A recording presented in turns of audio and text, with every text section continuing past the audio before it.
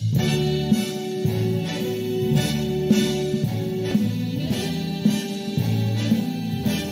spreading the news. We interrupt our program to bring you this important message. New York, I love you. I love New York.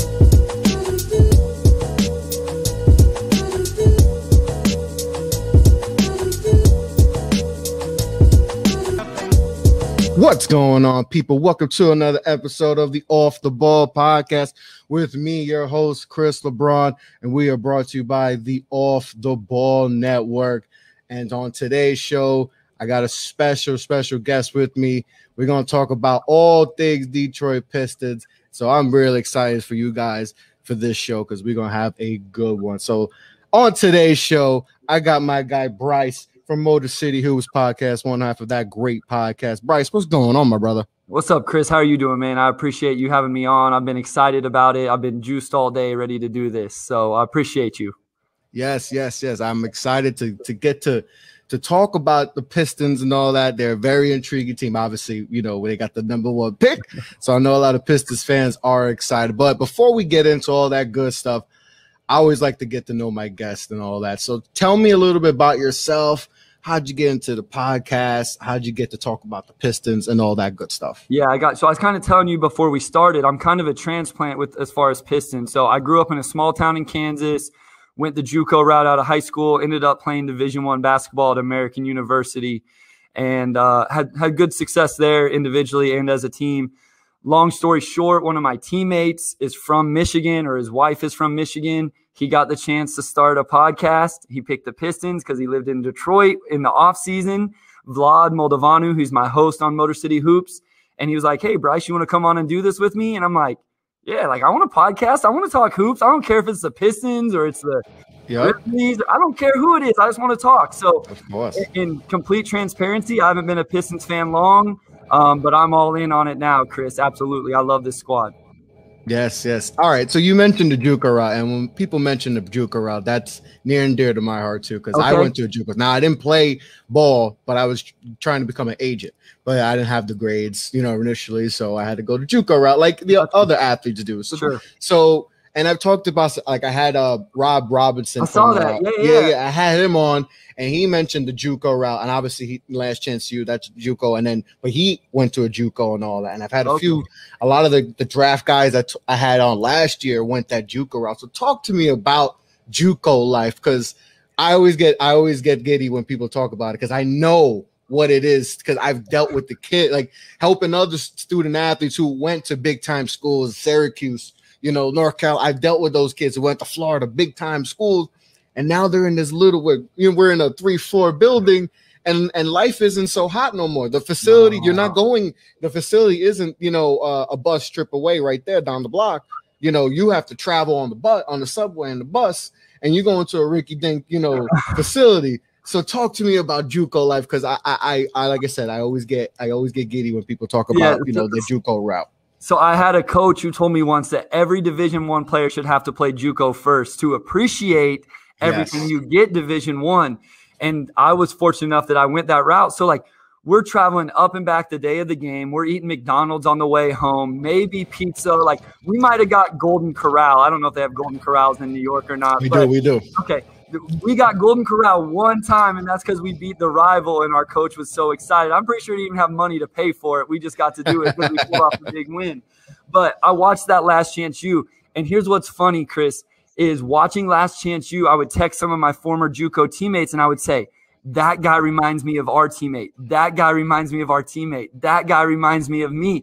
And it's like every JUCO team has that dude, the one that's a little too emotional that quits every third day. Exactly. The one that's way too talented to be there. Yes. The one is going to make it, like, every single thing to a T. Like the shooter, all of that. That's what I was. I was the shooter. So it just, man, it brought back so many memories. Like JUCO is, and that's what's funny. Like I went to Pratt JUCO in Kansas. I don't know if any of your listeners will know where that's at.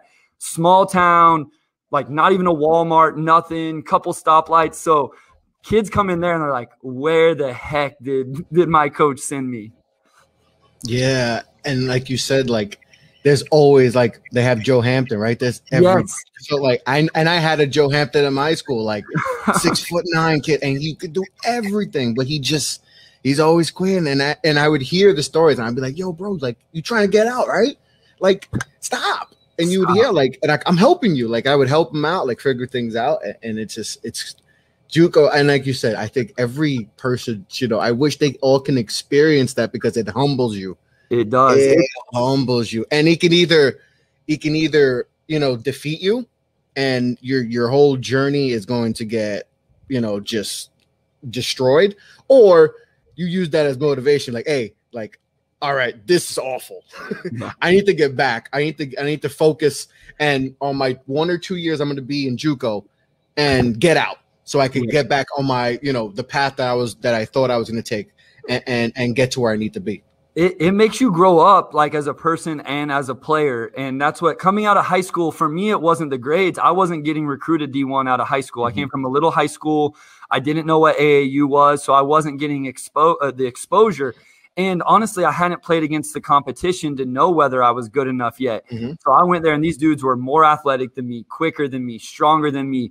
They talked trash to me. They shoved me, all that stuff. And it's like, you either man up and learn how to play and grow your game, or you learn that you're not tough enough. And so I don't think I would have had the individual career I had if it wouldn't have been for JUCO. It was a great experience. There was ups and downs. There was tough times, but I wouldn't trade it for anything. And the stories we reminisce about, man, like you say, all JUCO guys have that connection, like no matter which way you experienced it, you have that connection in those stories you can tell. Yes. And like when you finally get that, when you hit graduation, you're like, yo, see, it wasn't that bad, right? It wasn't that bad. You hit graduation, and to me, the best part was hearing, y'all, I'm going to Syracuse. Yes. I'm going to North Carolina. I'm going to play at Buffalo. Like, and hearing like, see, man, like, I know this was a rough 2 years, but hey, we made it. So real quick, Chris. So off my sophomore year, we had like 6 guys go D1 off our team, but me and the other wing, our D1 careers ended in the same building the same day. We both made it to the NCAA tournament first round. I lost to Villanova. He was playing for Chattanooga, and Tennessee Chattanooga. I can't remember who they played, but we ended up back in the same building our senior years of college, playing in the first round of the NCAA tournament. We both unfortunately lost, but like Kevin Goffney, like we both ended up in that same. Like I just remember thinking that was so sweet that we both ended up in the same place, a couple years later.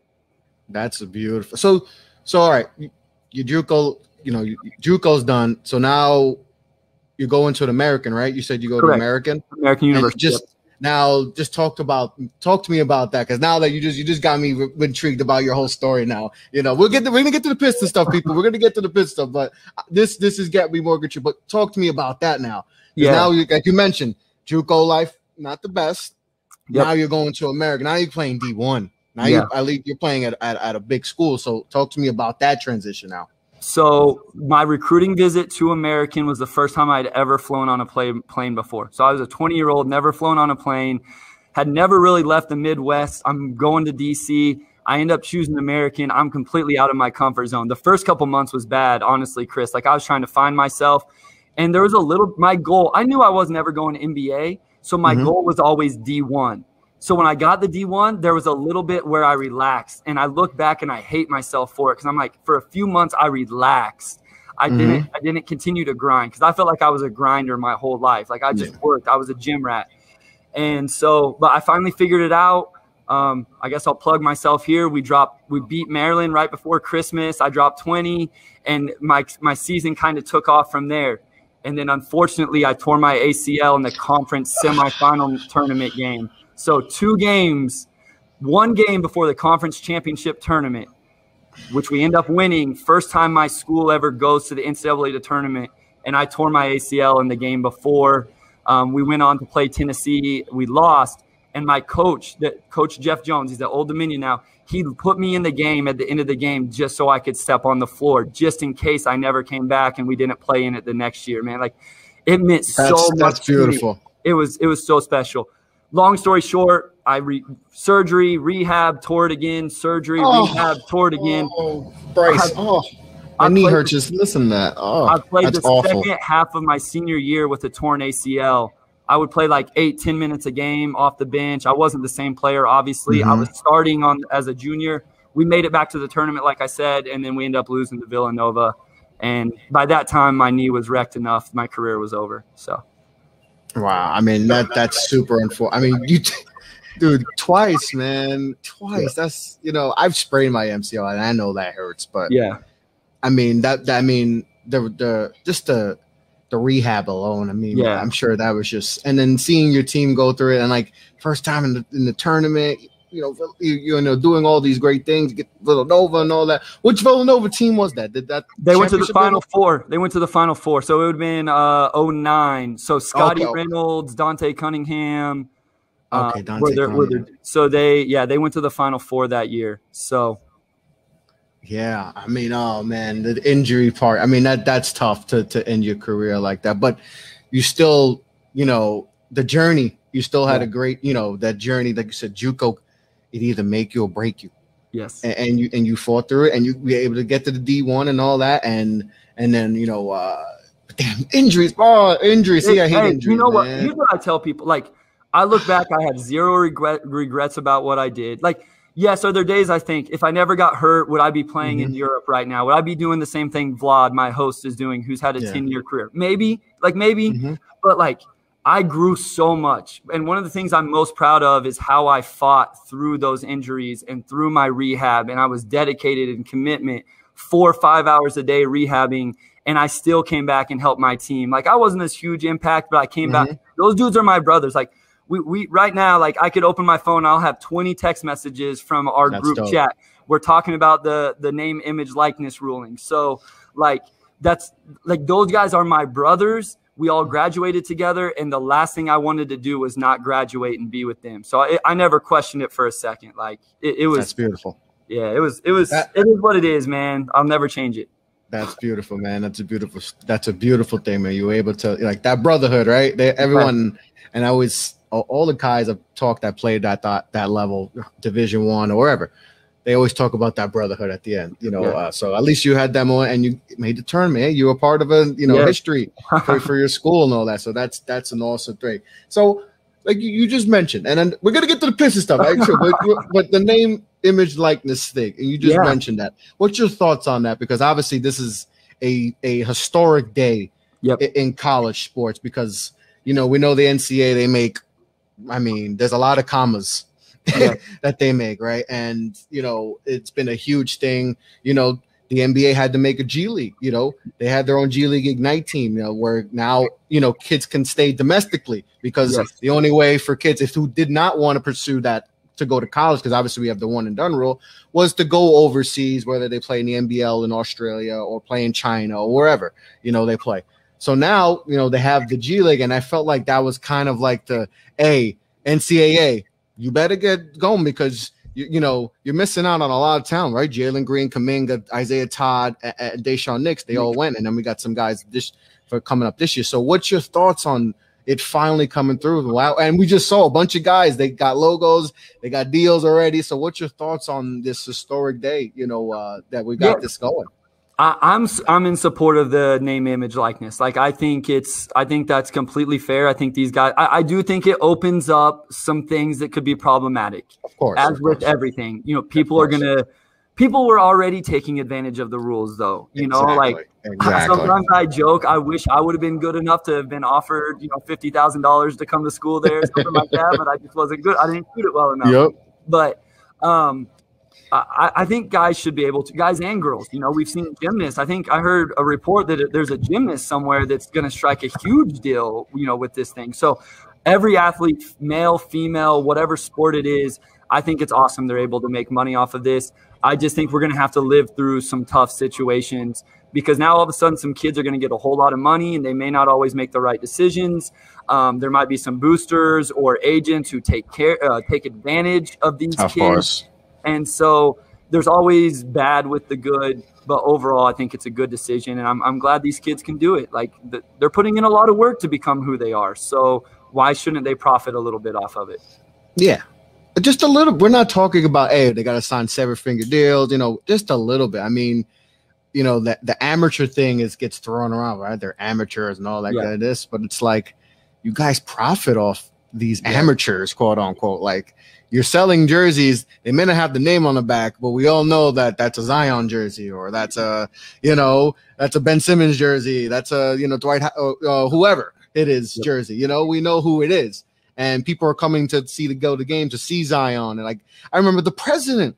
When the president's there, I know the name Duke is going to sell, but the president isn't just going to a Duke game. He's going because the Zion's there. So it just, and then Zion probably could have, his net worth that year alone was probably millions. He probably brought in for that for Duke alone. So I don't get why just the you know, coaches can make tens of millions of dollars, and the players, yes, they get their scholarship, right? But if they get a discount at a Burger King or Foot Locker, they're gonna get in trouble. Like, or if they get a free slice of pizza, like if that gets recorded, they're gonna get in trouble. I just think a lot of the rules though are just slimy and all that. And just like you can't go to like a signing and make a couple dollars off that, you know, like or run a basketball camp. What if I wanted to have a shooting camp when I was in college? I couldn't do that. Or you know, like I remember when I got there, they're like, "Hey, you may walk into some restaurants and they try to give you free food. Like you have to tell them no." You know, like that's awkward. That's crazy. It's you know what I mean though? Like, hey, somebody's trying to give you a free you know, a $10 meal, and you have to be like, no. Here's my $10 because I don't. You know, and nobody would have turned us in at American, but still, like, it's just, there are going to be some people who get big deals, like the big names, the Zions and those guys, or girls, you know, big names in women's basketball or volleyball or whatever it be. But for the most part, it's, you know, guys like me who could have made $100 here and there, you know, doing something little. So good for them, man. I'm glad. And you're right. The G League team, some of these other high school like elite program. I think overtime has one too. Yeah. That thing's legit. Like I've read on that. Like that's pretty. Oh no, they're legit. Yeah. Yeah. Those things put pressure on the NCAA to allow this. Yep. And they're going to lose all the top players. They're going to not like 2 or 3, Chris, like the top 25 players. And that's when they start getting freaked out, because the G League thing, they lost a few guys, right? Jalen Green and Kuminga, like you said, Isaiah Todd and all that, Deshaun Nix. But then, like, we're seeing more and more, and it's like, okay, now we got more leagues. Overtime is like, all right. And, like, and another thing is that it's not like the NCAAs do it. They kind of got pressured. The states were signing off on this, so the NCAA was kind of forced. Like, okay, we'll finally let these guys make a few dollars. Let's not give them any credit, because they had no choice but to allow it to go through. And it's not like you said, it's not like they're the ones that pushed it through. They just decided to allow it. So yeah, I mean, the billions and billions of dollars, and they can't just throw a bone. But you know, that's how the NCAA works. But absolutely, you know, good for you know, we're gonna see people get paid. Guys and gals are gonna get some money, and you know, we won't just see the NCAA just profit off March Madness and all these events and just, you know, get all the money. But let's get into what we came here for. If Pistons fans are listening, we're going to dive into all things Pistons, Detroit basketball. This season was, you know, an up and down season, you know, last in the East, you know, second worst overall in the league. It's been tough. I think, only 2 playoff appearances since like 08, 09, I believe, and no wins. You know, like I mentioned before, I'm a Knicks fan, so I know what Pistons fans I've went through. So I know the pain. So obviously, guys got the #1 pick, so there's hope, right? Yes. And for all we know, it is going to be Cade at the moment. You know, anything can happen, but let's say Cade's going to be #1. You came off, you know, some promising rookies. You know, Hayes was hurt, and I was really high on Killian. He was he was my top guy last year. I absolutely love Killian, and I think when he came back, did some good things. Obviously, needs to work on some things, but you know, he's young. You know, Isaiah Stewart. You know, Sadiq Bey's another guy I really liked a lot. So you got some promising guys in Detroit. #1 pick. Talk to me about the vibe right now in Detroit and the fans, and what are you feeling from the fan base right now after, you know, some promise from the young kids, and, you know, kind of a change of regard. Obviously Blake got bought out and all that, you know, and #1 pick. Like, you got the #1 pick this year with a potential franchise-changing player possibly joining your team. What is the vibe right now with the Pistons right now, Bryce? There's a lot of excitement, Chris. There's a lot. And I think a lot of Pistons feel like they've gone through kind of those rough years. A lot of fans were excited even before the lottery just because it looked like this organization finally had a direction with Troy Weaver as the GM. He made these picks. The free agent signings look good. Jeremy Grant, Mason Plumlee, Josh Home Jackson. run pick getting him. That was huge. I mean, I didn't know there was another level to Grant's game, and he doesn't get hurt. He gets most improved. Yeah, he had an incredible season. You know what's funny, Chris, is people thought we overpaid for Jeremy Grant when the signing happened. Yes. Now all of a sudden, go look at like Bleacher Report and ESPN. Everybody's trying to trade for Jeremy Grant right now because not only is did he show he can be a 20-point-a-game guy, he's on a really, really good contract. So he's probably underpaid. And I will say when we get to this, I think Cade is I think he helps slide Jeremy Grant into the perfect role because I don't think Jeremy Grant's necessarily your #1 option guy, like on a playoff team. Agree. And so I think Cade will slot him into a more, realistic position. But Pistons fans are stoked, man. We're excited. Obviously getting a lot of love and attention. People want to talk about the Pistons because the #1 pick. But I will say it slowly turned into like anxiousness because of all the different, I don't want to say reports, but just talks about, well, maybe they like Evan Mobley. Maybe they like Jalen Green. Maybe they'll trade the #1. Everybody's like, no. Season. Yep, it's smoke screen season. I'll tell you this, Chris. If we don't end up with Cade Cunningham, Pistons Twitter may explode. Like it would be bad because, and I'm not saying it would happen. I'm just saying if I know it would explode. Like, I think there's a better chance of like seeing like 2 comets come at once happening than you guys not. It just, and I talked about, and I see, there's always going to be people who are not consensus, right? Which is fine. I get that, right? Not everyone's going to like Cade, right?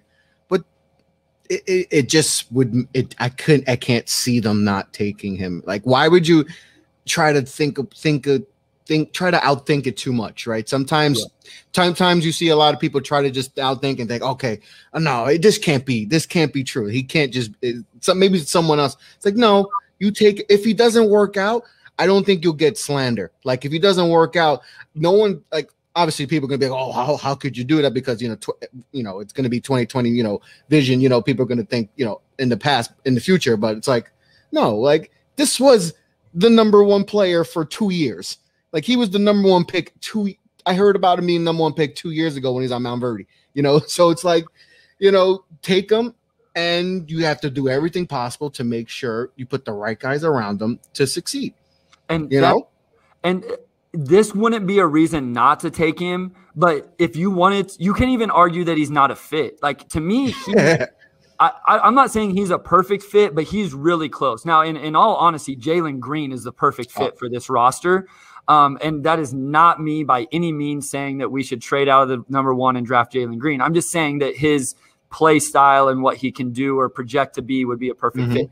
But Cade Cunningham's not far behind because he is a really good scorer. He had the most clutch points in college basketball last year, which is something the Pistons drastically need.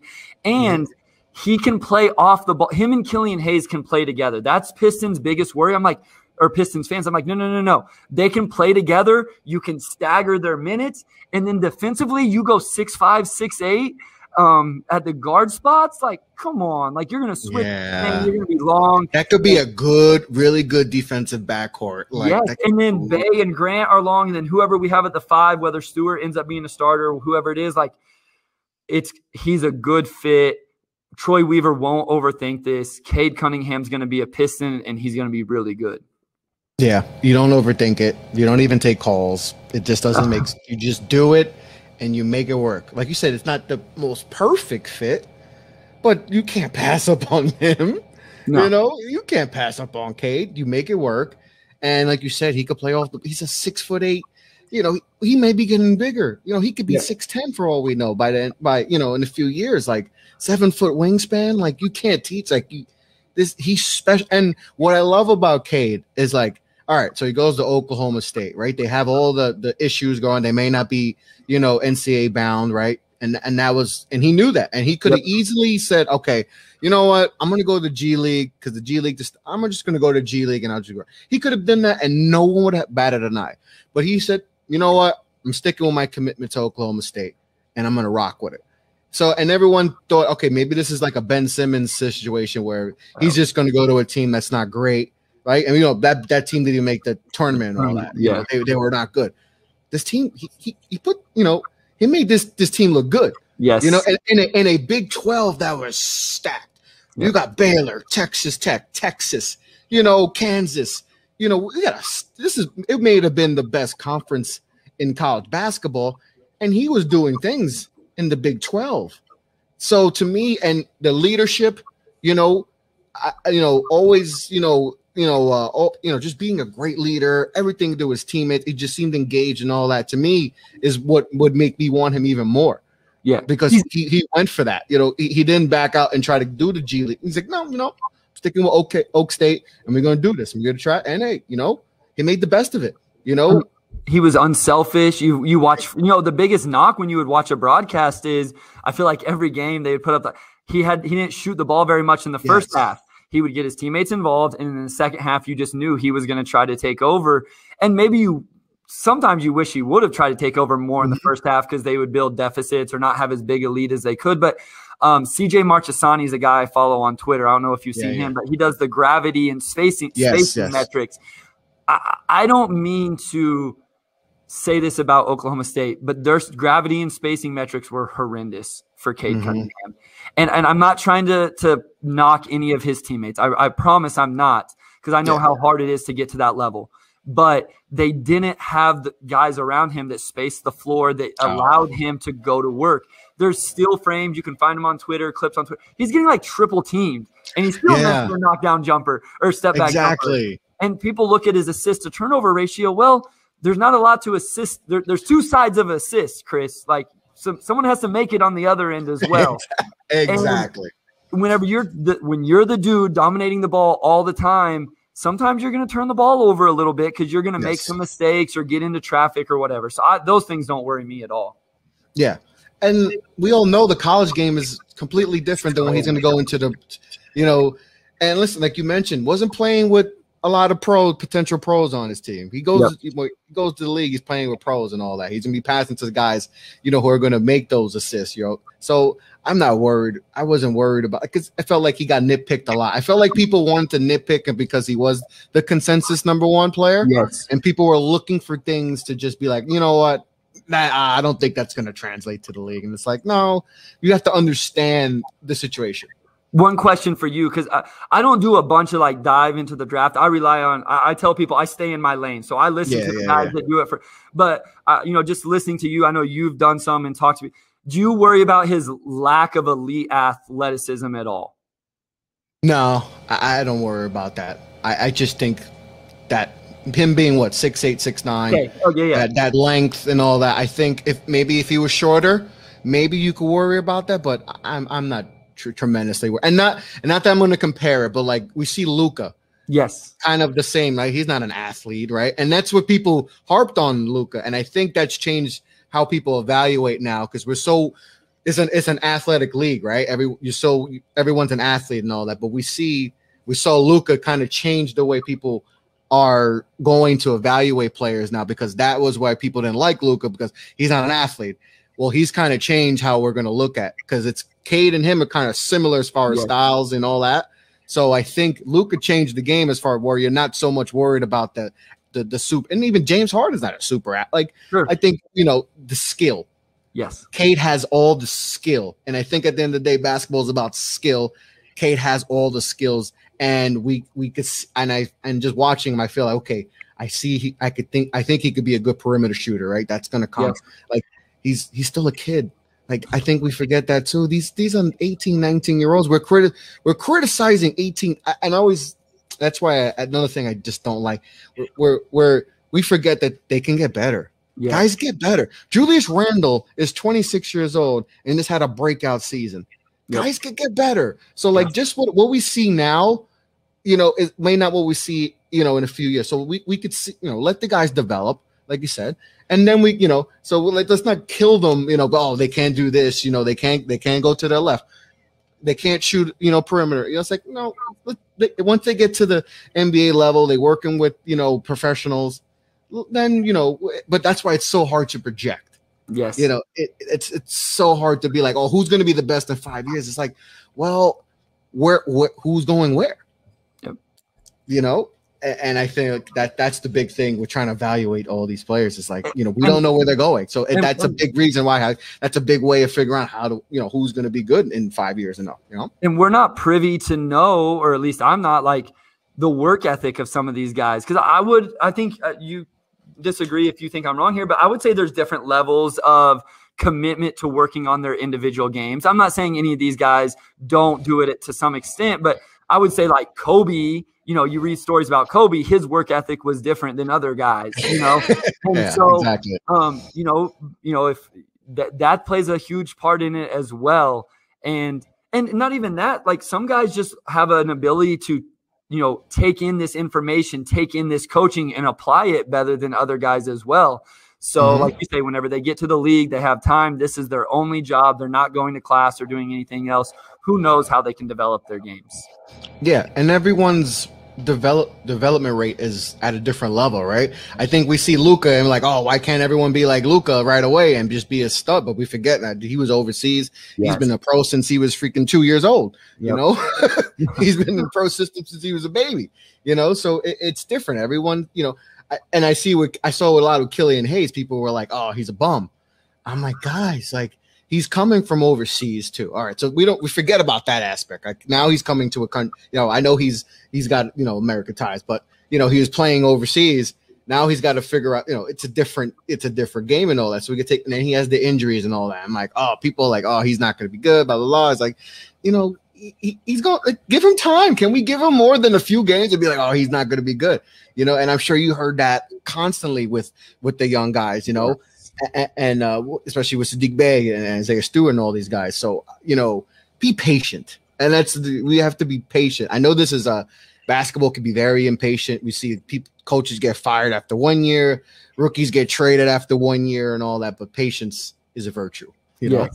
Yeah, no, Killian Hayes is a perfect example. I mean, Pistons fans were ready to write him off after 7 games. And then the injury and Tyrese Halliburton was balling out. And so it's like, oh my gosh, like we made the wrong decision. I'm like, okay, yes, Tyrese Halliburton had a great year. I'm a fan of Tyrese Halliburton. I like his game.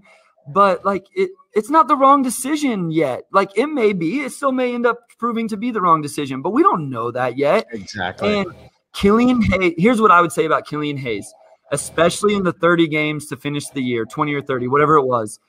He showed enough. Like he showed a baseline of these, like to know that there's something to work with there. Now the catch and shoot has to get better. The turnovers have to get better. Him looking to score, his floater game has to get better. But he's 19 years old. You brought up a great point with him coming from overseas. If you're not comfortable off the court, living in your environment, we talked about this before, right? You living in New York City. If I moved to New York City right now and did the same job I do, I wouldn't do it as well for the first couple months because I would be so uncomfortable in my environment outside of my job. You know what I mean? So cut the kid a little bit of slack. Let's see. I think we can really start fully judging him and where he can go. At the end of this year, then we can reflect a little bit and give somewhat of a accurate, guess of where he's going with his career. Of course. And I see it with like RJ Barrett for the Knicks. Yeah. Year 1 was up and down, right? But you forget circumstance, right? There wasn't a lot of spacing at all. He's coming into a situation where everybody thought it was going to be Zion. The free agent situation. It was just a bad situation for him. Then he comes in year 2, slow start. And then beginning of the year just absolutely explodes and shows you that, right? So to me, it's like you have to be patient. You have to wait. Like I said, we're talking about young kids playing in a grown man league. It's going to take some time to develop. So like I said, I'm still on. I got all my stock still in Killian Hayes. That was my guy last year. I went to bat for him, and I still am huge. But a very good class overall. I mean, all rookie team guys like Sadiq Bey, Isaiah, and I wasn't huge on Isaiah Stewart, and he absolutely played great this year. I was big on Sadiq Bey. Absolutely, I trust Villanova guys to be they may not be superstars in the league, but they have very high floors. So I knew Sadiq Bey was NBA ready. Yeah, NBA ready. He's going to be a pro. I trust that. So overall, how you feel about the young kids? We felt like Troy Weaver crushed the draft. I guess it depends on how you feel about Hayes. So how I feel about Hayes, he crushed it. I think Hayes is going to be good. And then going to those other two guys, I mean, what else can you expect from number 16 and number 19 in the draft? And it's funny because everybody I talked to about Isaiah Stewart says the same thing. Nobody was real high on Isaiah Stewart coming in. Mm-hmm. And I think I can see why. I can understand it. And what I will say is I think people who don't watch the Pistons are going to think Isaiah Stewart just a high energy guy. And Pistons fans, myself included, the comparison was like a Kenneth Faried, like I'm just going to outwork you and go grab rebounds. I'll just tell you this, Chris. I don't know how much you've watched. There's a developing skill set there that is better than what a lot of people realize. Like there's a jump shot. There's some post moves. He has a good footwork. I'm not saying he's going to turn into a stretch big. not saying he's going to become a 20-point-a-game guy, but there's a skill level there. And he was the number 3 recruit coming out of high school. Big time recruit. Big time recruit. The only reason he ended up at Washington instead of Syracuse, I think, was because the assistant coach from Syracuse, Hopkins, ended up at Washington. So, and he's switchable on defense, which is huge for a guy his size. He can step out, switch on a ball screen. Mm-hmm. I'm not saying he can guard, James Harden's, but he can switch enough to, make it an option. So, Isaiah Stewart, if you can't tell, is my favorite Piston by far right now. Like I love the guy. And so, but there's a lot more than just the hustle with him. Oh yeah, for sure. He definitely got more in his bag than like a Kenneth Faried type where you're just going to get, just constant energy. I think there's a lot more. And like I said, prove me wrong. I had him probably low first round, I think, not super low, but I had him there but he definitely showed out this year. And there's hope, right? And I think, and as a Knicks fan, I wanted hope because 2 years ago, it was all in to try to get the number 1 pick. We didn't get it, right? And we got the 3rd pick, then the free agency, and it felt like there was no hope. And then we go into this season, we had hope, and then obviously a great season. So I'm sure for Pistons fans, you want hope. So you go into the lottery just hoping that maybe we'll strike gold. And you strike gold. You struck a gold mine. You got the number 1 pick, and you have, most likely it's Cade. So like I think, and just getting just the vibe and like all that. I'm sure the word hope is going to be like we have hope. Like this rebuild and this retooling of the roster. It can be done quick. We've seen the Hawks process, right? They took a 3-year process, took Trae Young. People ridiculed that, right? We still get, who won the trade, blah, blah, blah, right? And, like, I don't know. I know, Luka may be the better player than Trae. That's not – Trae is a couple wins away from getting to the NBA Finals. We could do a segment on who won that trade and have some pretty good discussions, Chris, no doubt. Yeah. Like, at the end of the day, like, so – how can, the Pistons, they could – turn this around quick. If they've already set the foundation right with last year's draft, you're gonna hit it with Cade. You still got a couple more draft picks. You got a couple 2nd round picks too. This is a very deep. 3 seconds that could potentially package that up, maybe move up in the 1st round. There's things you can do in this draft, but obviously you struck gold with the number up. So like hope, I think I don't know if you feel, but that word hope is huge. Just having that feeling that, okay, like, all right, we may not be great this year, but hey, this thing could get turned around pretty quick. So what it is for me, Chris, was we had to find our franchise guy because we had really good players. We talked about Jeremy Grant, great signing. These rookies, I love all 3 of them. I don't think any of them are franchise guys or number 1 options, in my opinion. Now, again, they could progress. You don't know. what this gave us was like, it's not a guarantee, but it gave us a number one option. We don't have to hope a free agent wants to come to Detroit next year when the Blake contract comes off and we have cap space. We don't have to hope for that. We already have Cade. And maybe now having Cade with Jeremy Grant, Troy Weaver, Dwayne Casey, now maybe we're more enticing. Yes. Now we can get the second guy to come in free agency because we already got the dude in Cade Cunningham. So it sped up the process a little bit, but what it gave us is what we absolutely needed, which was a franchise guy. We needed the face of the franchise, a number one scoring option, so that way Jeremy Grant can be 1B. You know, like he's almost a number one, maybe, but he can play 1B to Cade's 1A. Yes. And we talked about this before. Like Jeremy Grant signing was a signing that, you know, obviously we knew he's going to get more chance to score, but we didn't see like, hey, he's going to average 24 a game.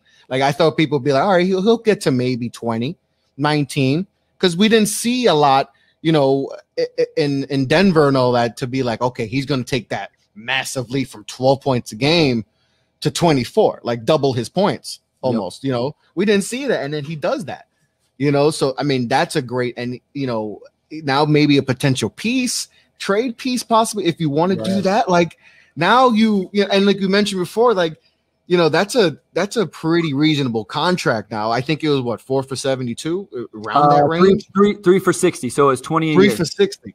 3 for 60. I mean, for a guy who's dropping 24 a game, that's pretty cheap in today's NBA. Bro, like we on our podcast, and I'm notorious for not getting predictions right, so this should come to no surprise. We did not predict, me or Vlad, either one did not predict Jeremy Grant to be our leading scorer this year. We didn't. We did not think he was going to be the leading scorer on the Pistons. You know, he's role player sounds like a negative thing, and so when I say role player, I don't say it with a negative connotation or as demeaning whatsoever. I was a role player, you know, like I knew my role and I filled it. And so I say this with the utmost of respect, but he played at DeMatha High School, big-time high school in D.C. He was a role player. He was a role player at Syracuse. He was a role player in the league. So it was I don't think anybody foresaw him being able to make this jump out of that. And good for Jeremy Grant, man. Like, he bet on himself. He took ridicule because people said he was just chasing, like, the money, or not even the money, like this bigger role. No, he wanted to challenge his own game. That's what he wanted to do. And now he's playing on the U.S. Olympic team. And there's a culture being built here too. Jeremy Grant said, I want to go to a black city with a black GM and a black coach. And that's why I think he's a lifer in Detroit. And I don't think he's going anywhere. I actually don't think he's going to be part of a trade package because of that. Like, I think his relationship with Troy Weaver, with Dwayne Casey, will keep him in Detroit. But this U.S. national team thing is huge. Like, the experience that will give him as well. And honestly, the exposure for the Detroit Pistons also, like, so. Oh yeah, that was, and like you said, he could be a part of the trade package, but I would keep him around. That veteran leadership with these young guys. I mean, they seem like they really like Jeremy, and he was loved in Denver, and you know, so, and that was a big, and we saw that was a bigger loss than people expected, right? Because they figured they saw that the trade deadline, like, okay, we need to replace Jeremy Grant. I was going to say, they look Aaron Gordon. Trade. Okay, yep, you saw the same thing as me. Yeah, like they were like, oh, okay, all right, maybe we underestimated how important Jeremy was to our team, so we got to find someone who could do, you know, similar stuff to him. Now, Aaron Gordon obviously is a super athlete and all that, but he doesn't do, especially offensively, what Jeremy can do. And the just overall, I thought that was a huge loss, and that was why they struggled so early in the season. Think about what they lost, what they ended up. So not only do you lose Jeremy Grant, but you have to trade RJ, a pick, RJ Hampton, to get Aaron Gordon now. So essentially, you traded those guys plus Jeremy Grant to get Aaron Gordon. So that I mean, and I know the Jamal Murray injury hurt the Nuggets as well. Hey, can I ask you? I don't mean to come. I always do this. I come on other people's podcasts and ask. No, shoot. Yeah. Throw it at me. I'm ready. Yeah, I want your perception of the Derrick Rose trade. Derrick Rose trade, his time in New York, Dennis Smith Jr., just that the trade, and then how Derrick Rose played in New York, and maybe even how you felt about Dennis Smith Jr. All right, I'll start with Dennis Smith Jr. first, because I was he was my guy coming out of NC State. I wanted him. I wanted the Knicks to take him.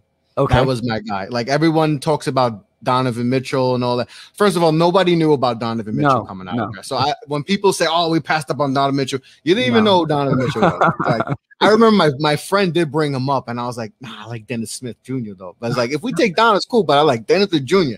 So obviously, if I was GM, I would have got that wrong. But I was big on him, and I felt like when Luka came aboard with Dallas, I kind of think that just messed with him.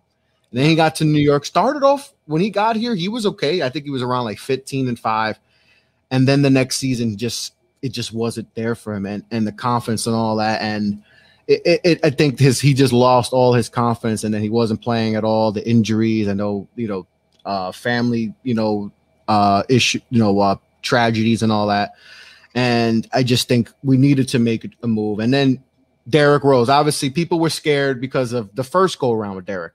Yeah, it didn't, he went AWOL and all that, and it didn't go well. The season was a disaster. It started off good too, but then he went, AWOL and all that, and then it went downhill. But getting him, I think that helped save the Knicks season.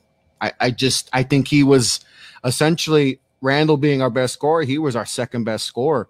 I know he missed time with COVID, but once he came back from COVID, he was absolutely tremendous. I mean, and I think that was huge for us to pick him up, because he was a catalyst for us, and he helped the young guys also develop too quickly. He was into Obi. You always see him near Obi Toppin.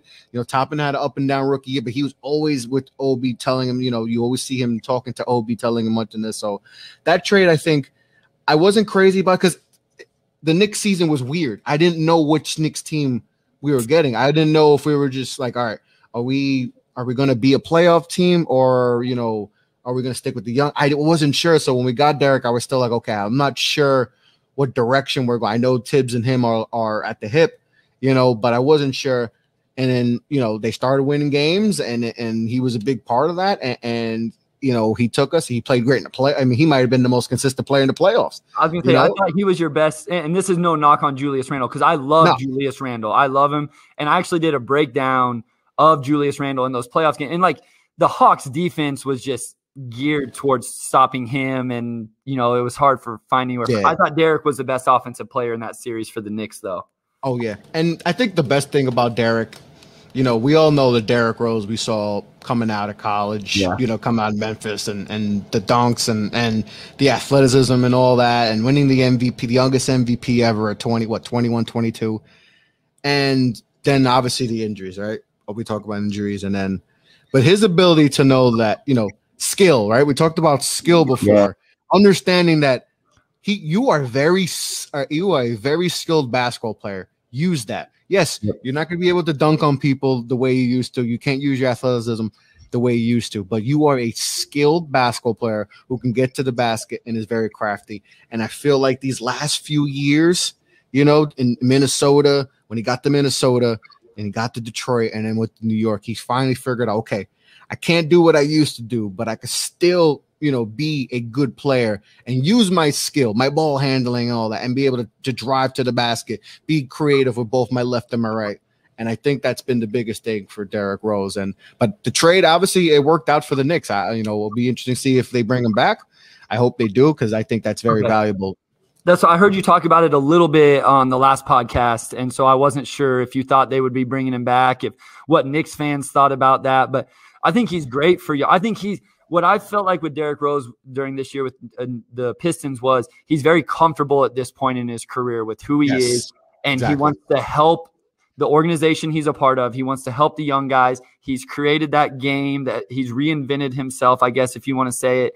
And like you say, him and Tibbs are joined at the hip, so he's playing for a coach that he loves and respects. So, yes, and him and Tibbs is always going to be a Derrick Rose lifer. Yeah. So like he's going to give him, give him every opportunity to do his thing. And it was very cool to see Derrick, like you said, embrace that, because we didn't see that a lot of that Derrick Rose, that leader Derrick Rose, right?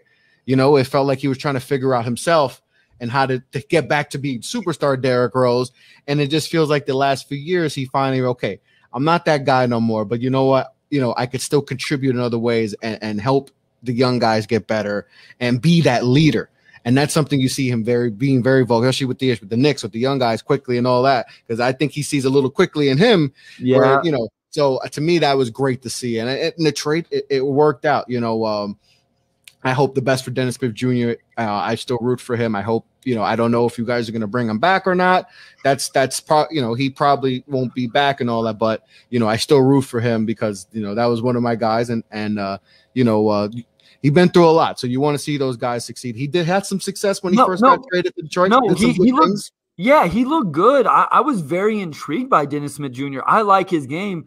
I don't know what it would take to bring him back. That position now has gotten a little dicey. Saban Lee, who was a second-round pick also is a good player. So I just don't know if there's room for him. I like his game.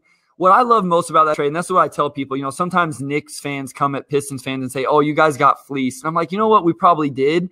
But what I'll say is I feel like Troy Weaver went to Derrick Rose and said, where do you want to go?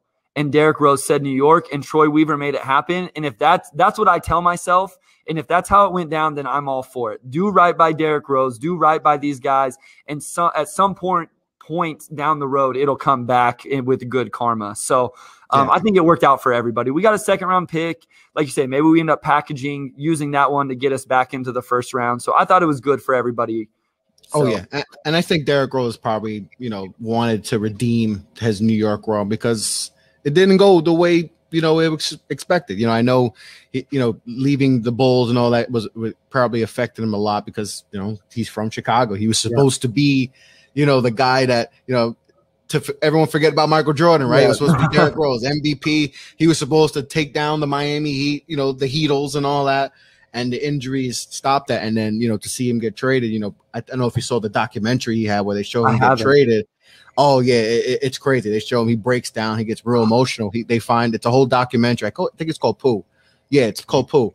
And they show it, gets the call, going to New York, and he just breaks down. Like, you know, oh, man, his whole life has been in Chicago, like drafted by the team that, you know, they had 0.5 chance. So, you know, maybe Stern had a little bit to do with that because that's still a little iffy how they got that 0.5 chance. Hey, that was payback for the Patrick Ewing lottery, right? Wasn't it? No. We were too much karma for that for the Knicks, right? You know, it's crazy. I think the Knicks, wherever they were slotted to be in the like the lottery order. So let's say like 2 years ago there were 3.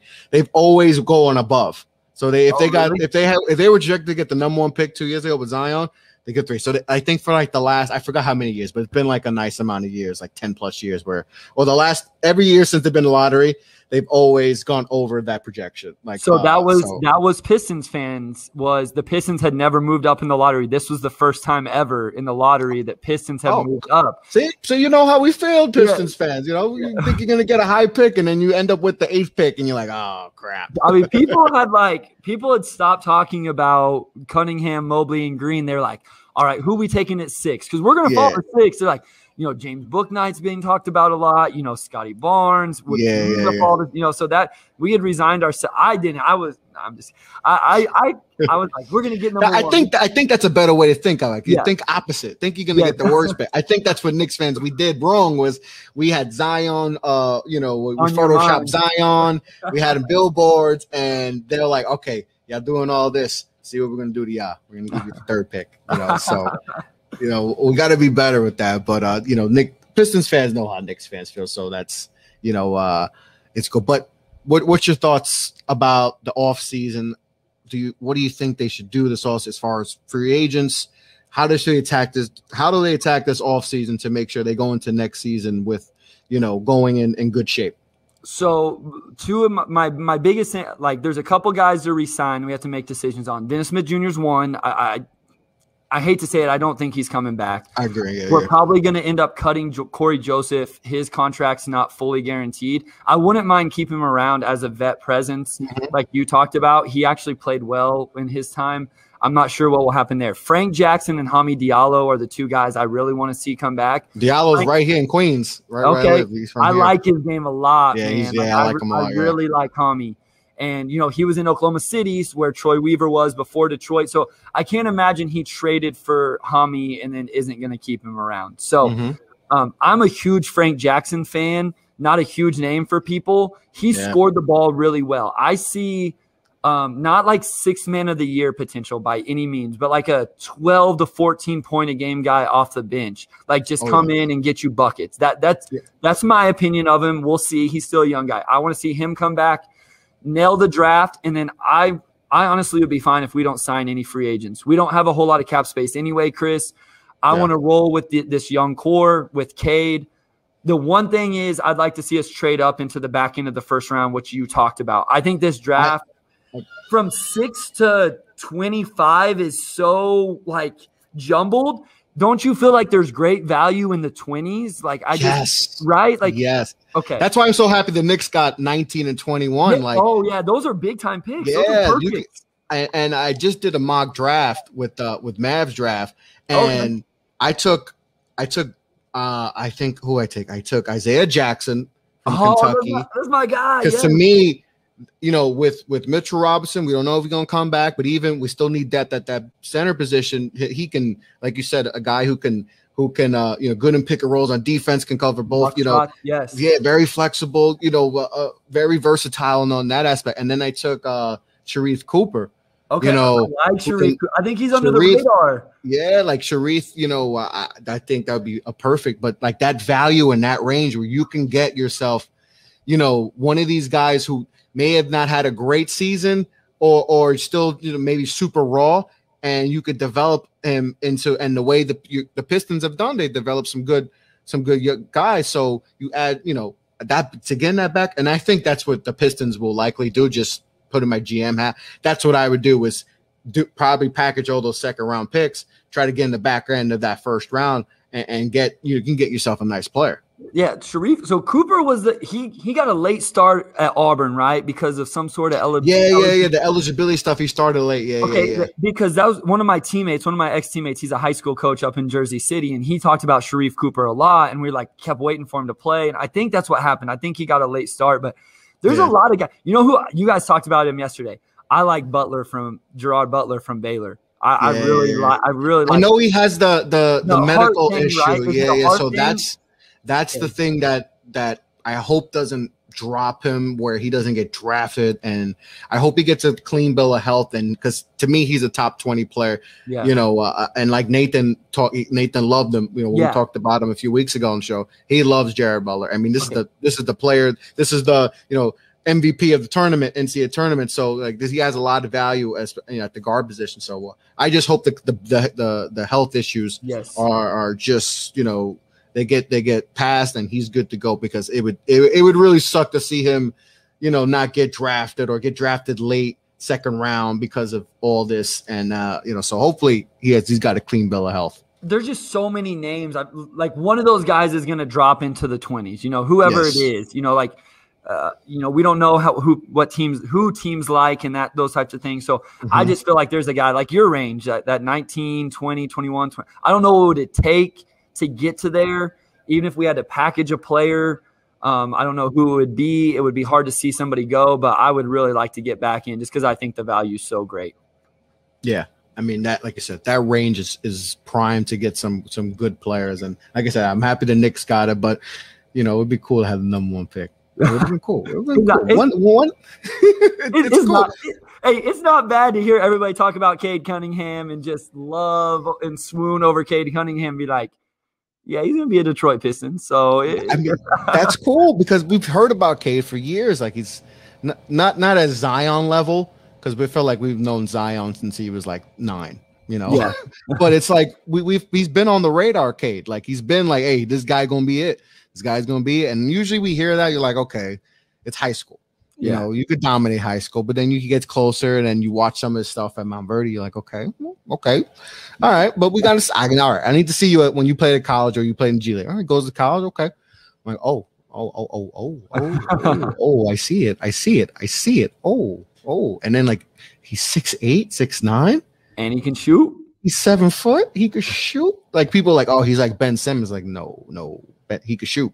Yeah, like that, and that's what gives you more excitement, because like he adds that 3 levels ability. Yep. Like like that's like the shooting on top of the playmaking. Like that's with the 7-foot wingspan, I'm jealous of you, Pistons fan. Jealous a little bit. Here's how I described it yesterday on the Locked On Pistons podcast with Koo was I said he's the consensus #1 pick in a draft that has at least 2 or 3 other dudes who I don't know if you would call them franchise players, but Mobley, Green, Suggs would go #1, or people would be very happy to have them #1 in a lot of drafts. And Cade is the consensus guy over those guys. So this was a really good draft to get #1. It's not like the Anthony Bennett draft where, it's I'm sorry, I don't know if anybody who's not watching this, the stream, the video stream, Chris's facial expression got me rolling. So when I post this on YouTube, they'll see that because listen, I don't like calling the word bust gets thrown around a lot, right? That word. I'm sorry, Anthony Bennett. You are the definition of bust. That's a bust. Like you can't play at all. Like even when he got selected, I don't know if you watched the draft. I think it was either Jalen Rose or Bill Simmons. I think it was Bill Simmons. When they take the pick, he was like, "Whoa!" like, where did that come from? I know the draft was not the strong draft, and like you can't tell me and people like, "Oh, why didn't they take Giannis #1?" It's like no one. No.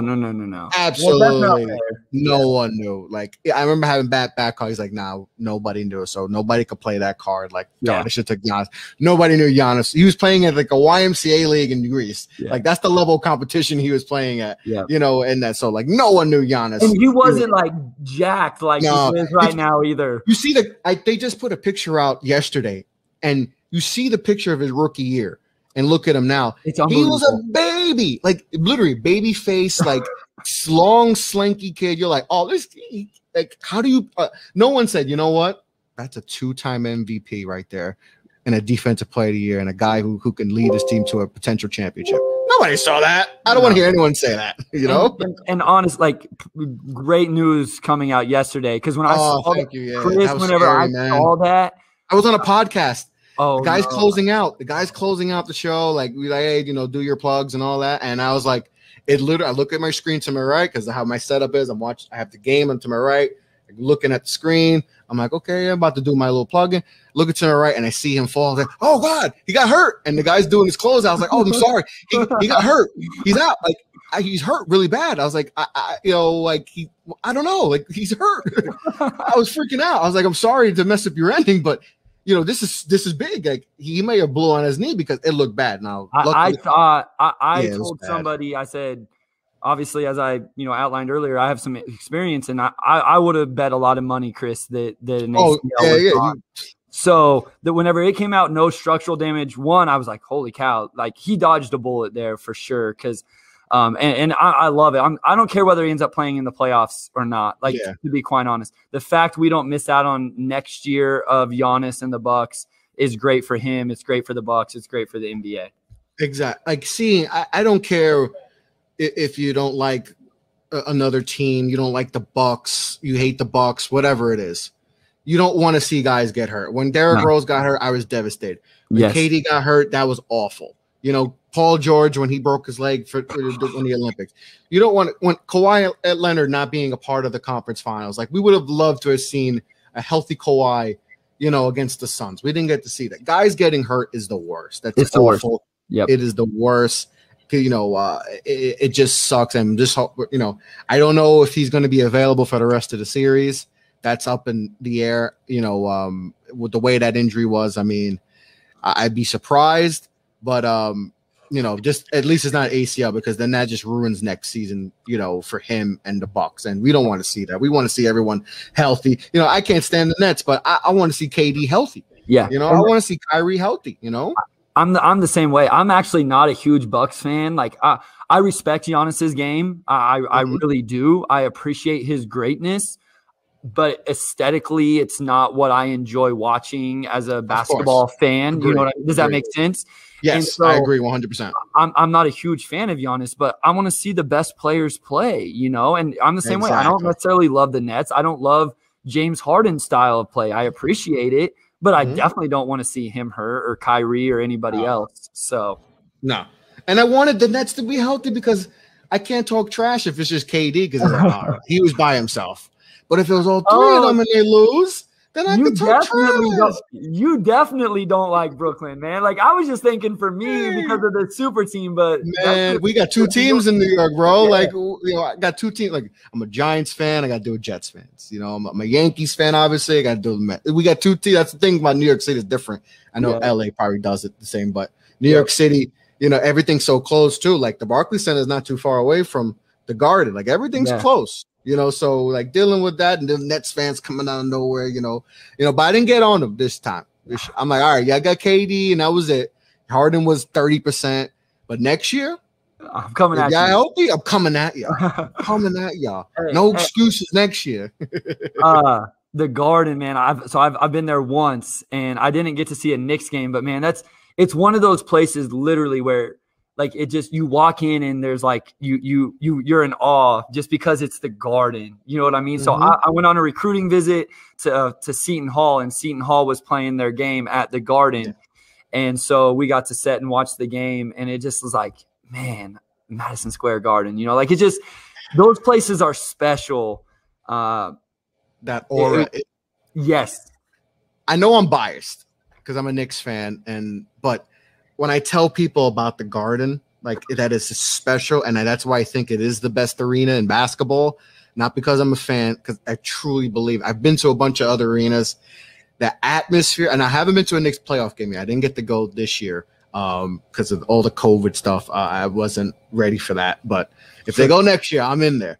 But it's different, and all the Knicks fans, all my Knicks friends, and all that went to the game, they're like, "Yo, it is a different atmosphere." Even on TV, you watch the playoffs, you watch the play. Like when you watch those Knicks games, they lost in 5, but those games they had the Garden, you hear it through the TV, like if you like, it was loud throughout the TV. You're like, you probably turn on the TV. No, that's just loud. It's a different animal. The Garden, it's special. Have you ever been to a college game like at Duke or any? I haven't. I've been to a Duke St. John's game at the Garden. I haven't been, and going to, because I'm a Duke fan too. Going to Cameron Indoor is on my bucket list. Oh, I thought we were so tight, and then you come at me with Duke.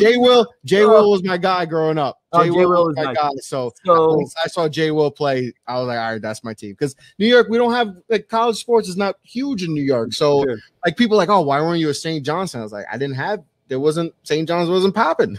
Rutgers is not really, we don't have we don't have a team like that. Like New York City, St. John's, we don't, we're still waiting to rock with them fully. But it's like I didn't have a team, so I was like, all right, I'm gonna be a Duke fan. I would guess I was a front runner at the time, but then I've been with them the whole time since. But Jay Will was my guy. I wanted to be just like Jay Will. That was my favorite play player ever, in college. So, but yeah, I'm a Duke fan. On Motor City Hoops, I'm known as the Duke hater. So Who's your team? Who's your team? So I'm from Kansas, so my team is KU. You're a Jayhawk. So that's why I brought up the college thing. So Allen Fieldhouse, where KU plays, is a big time environment. Like, again, kind of like you with the Garden, I may be biased here, but whenever they do some of the stuff before the game, like you just get chills. And I've taken non-KU fans there. I've taken friends who hate KU there. And when they turn off the lights, they do the starting lineups and they do the video before it, the history of KU, and then it ends with Mario Chalmers hitting the 3 against Memphis in the national championship game,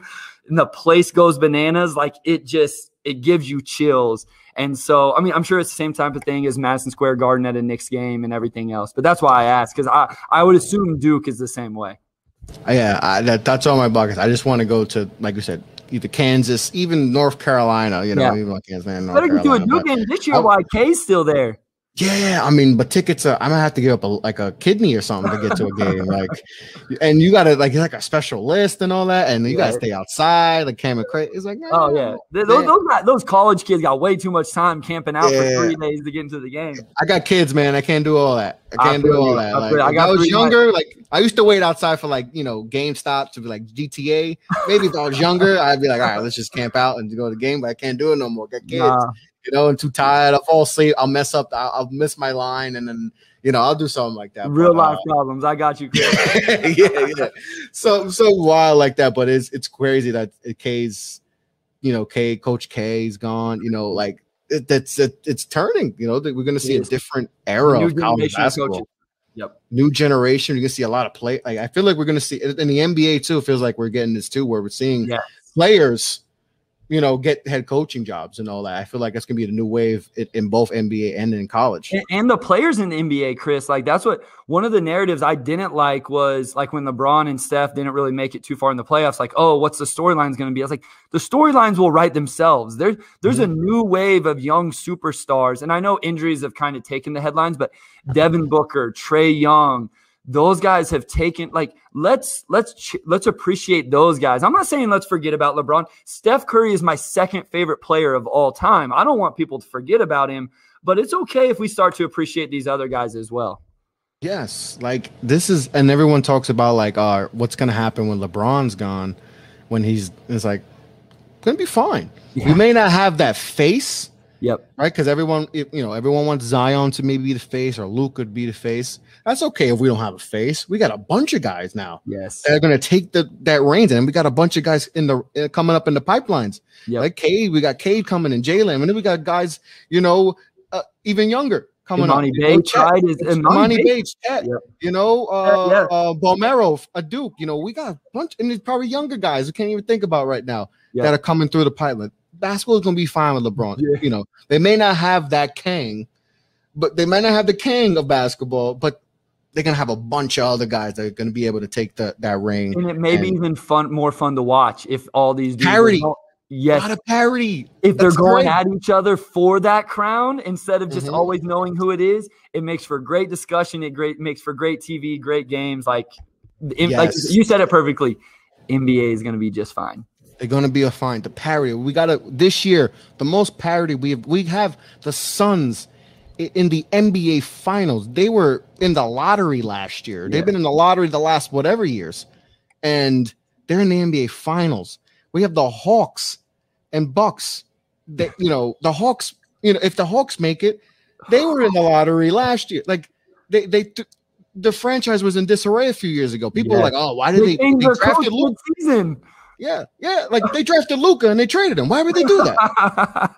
And now they could be in the finals going against the Suns team that people thought the Suns should. Oh, they trade him. They're going to trade Booker, Monty. All right, he's one and done. James Jones, he's done. He don't know what he's doing. He took Cam Johnson. He felt like Cam Johnson was 30 and he was in the lottery. So it's like it's going to be like you said. It's going to be all right. The league is in great shape. The ratings show it.